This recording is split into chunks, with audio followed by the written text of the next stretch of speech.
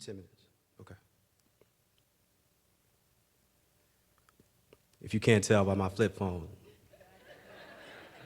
the year is now 2002. That was my manager calling to tell me that the interviewer that's working for the magazine that's featuring me, they're gonna be about 10 minutes late, so that gives me like 8 minutes to get you caught up on my life right now in 2002. So, 1997, I used to work at a travel company / insurance company. We'll call them Triple J.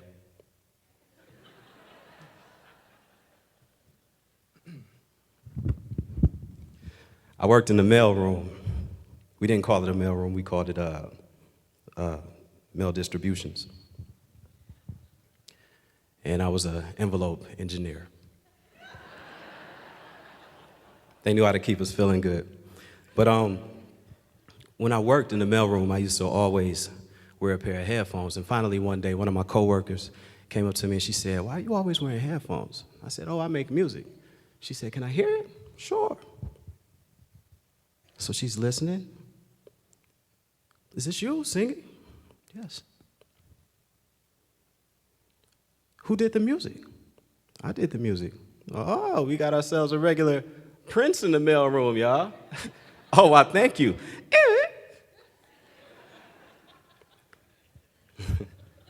I'm just out here. I don't know what I'm talking about. I was a very inquisitive child, and my parents found out early that I had an affinity for music. So they would always bring me around instruments and things like that. But I remember this one story, not because my mother used to tell it like every year, but because I was there. I was 5.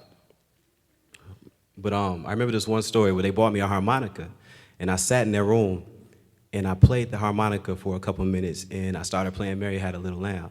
My father was like, "Hey, Phil, I think we got us a regular Prince on our hands." I was like, "Thank you, Daddy." But I was always into instruments. And one Christmas, they bought me a toy organ. And my father, who was a doctor by trade, he played organ in the church. And so he would always teach me a few chords, and I had a chord book, so I'd show him what I learned. And we go back and forth, and we just had a moment. That was our thing. We did that. And then one day he left. He pulled out the driveway, went across the street, pulled into the driveway across the way from us. That was my play uncle's house. He got out, went to the backyard with my play uncle. I thought nothing of it. Just stopped to say, "Hey." So I went back to watching TV. A few minutes later, I hear pop, pop. I get up, I go to the window, I look outside.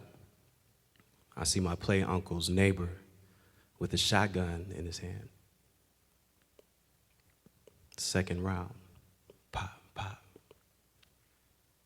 And then he walks into the house. I think nothing of it.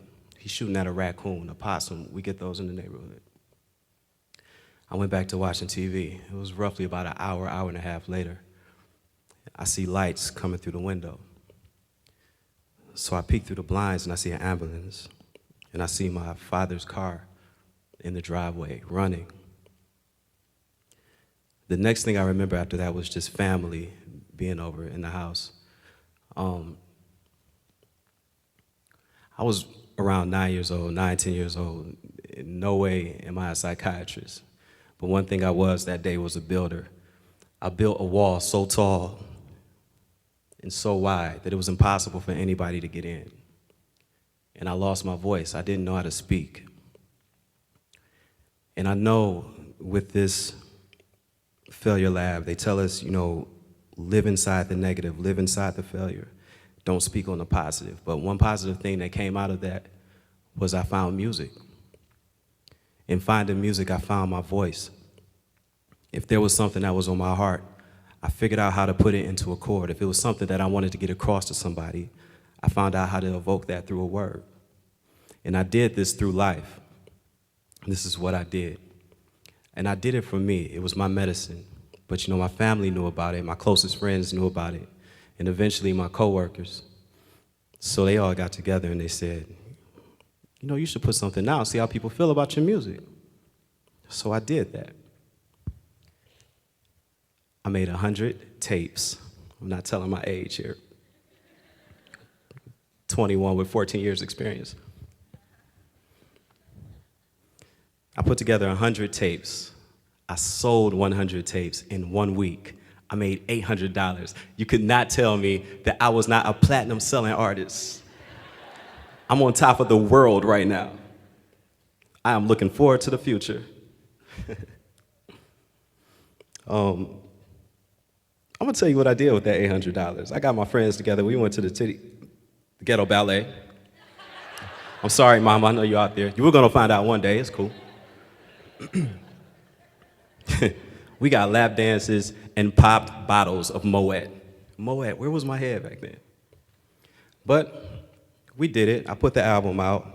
With that album, I met a group from Detroit called Slum Village, home to the legendary Jay Dilla, who introduced me to management. The management came to me and they said, you got a nice project. We can shop it, you know, and see what happens. So I sat myself down. I said, Dwele, you can try this. If it works, ride it out. If it doesn't, just go back to being an envelope engineer. So I did it. But before I left Triple J, my manager at the time, my boss, pulled me into her office. She closed the door and she said, Dwele, what are you doing? Do you really think that you're gonna go out there and make music and make a living from making music? Do you know how many people are out here trying to rap right now? This is not gonna work. I can't believe you're giving everything up just to chase a dream. First of all, I'm a singer. Secondly, thank you. That's what I needed. Now I'm not only doing it for me, I'm doing it to prove you wrong. So I jumped. But when I got into the industry, it was at a weird time. You know, the industry was changing, and the label that signed me, which we'll call Persian Records, the label was going through a change. They were merging with another big label, and whenever you have a big merger like that, they have to let people go. And that was the situation with me. The people that actually brought me into the label, that had the vision for my music and for my look and what they wanted to do, they let them go. So now what happens is this big label pulls somebody from country western, somebody from over here in alternative, and somebody from rock. They put them together, they say, this is your artist, put a marketing scheme together, make it work. And they're looking at each other like, we don't know what the hell, who is this guy? What is he, what is it, rap? What is this? So they're confused. And this kept happening to me, month after month after month, for like a year and a half. And it was pretty rough. But then finally, you know, we actually reached the point to the point that I had an album, I had an A&R. And my A&R says, all right, this is what we're gonna do. I got a guy in New York, he can mix and master your album. He's done this, that, and the other for such and such. He has such amount of Grammys. He'll get it together, send it back to you. Everything will be good. Then all we have to do is wait for a drop date. My manager steps up and says, no, this is my artist. He created the music. He laid every vocal. He knows his music. He's going out there with the music, and he'll sit down with him and make sure everything is the way it's supposed to be. My A&R says, okay, cool. I'll give you a call in about a week, and we'll set it up. That week came and passed, and I'll say a couple days after that, we got an envelope in the mail. We pulled it out. It was a CD. We put it in. After about 3 songs, we realized that this was the mixed and mastered version of my first album. And it sounded like doo-doo. It was horrible. Main vocals were down here. Background vocals were up here. Tings were over here. Tongs over there. It was shit. It was shit. The untrained ear could listen to it and say, oh, that's bullshit. It was bad. A couple days later, we got the invoice. A little over $80,000 to mix and master that album. We eventually had to go back and get it done the correct way. I didn't understand it though, but one day it'll all make sense.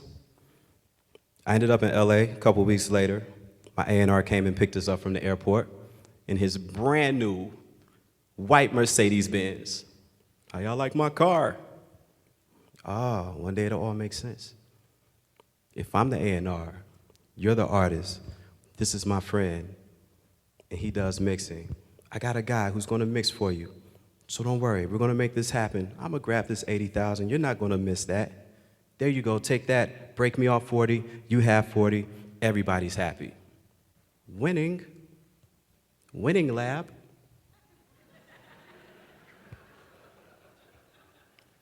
It happened. So now I'm at a point in time in my life where the money is dwindling. I don't have a name for myself yet, so nobody's gonna book me, they don't know me. I can't put out music, which is what I initially got into it to do. So what do? I'm stuck. So I create an alias. Now my name is Dwele, D-W-E-L-E. My alias name was Elude because I was eluding the label. E-L-E-U-U-D. Ooh, the boy is killing him. That boy is working with his brain up there. What? Winning lab. Until I got that piece of paper in the mail, cease and desist or you will get sued. Shut that down. I have a lot of stories like that. One story that comes to mind is when I was in the bed and I woke up because I heard clanking in the driveway.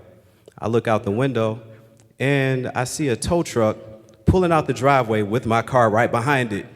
I'm thinking, damn, these criminals are getting crafty. Little did I know that that criminal activity was called, what? Repossession. Yeah, we got a lot of stories like that. That's my door, excuse me, that's probably the interviewer. Hey, Dwele, what's going on, man? Everything good? I'm just gonna set up my recorder, a couple questions, and then we're out of there. Okay, so how's everything going? How's everything working out with you? Oh, everything's beautiful, man. We finally got the album mixed, mastered. We're great. Cool. So there's something going on in the industry. I hear, a little buzz about this new guy named Elude. Come on, man, it sounds just like you. Do you know this guy? What do you know about him? Nothing. Come on, bro. You know something. I know nothing.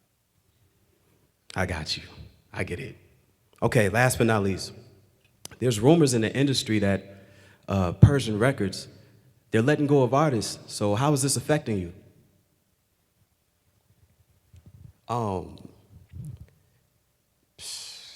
I haven't heard anything about that. It's not affecting me. We're good. We're just waiting for the drop date. We're okay. I'm okay. Well, that's great, man. Well, look, best of luck to you. I got what I need. Thank you very much. Best of luck. Dropping artists? This can't be happening to me. I've done all this to get here to be dropped. Could I have done something different? Maybe I should have listened to my boss when she said, don't do it. Maybe I could have broke down that wall and I could have spoke up when I saw $80,000 worth of shit going wrong. But I know one thing, right here, right now, in 2002, the last thing I want to do, and the thing that I'm dreading, is going back to my boss and saying, you were right. I need my job back. And right here, right now in 2002, I am not looking forward to the future. Thank you.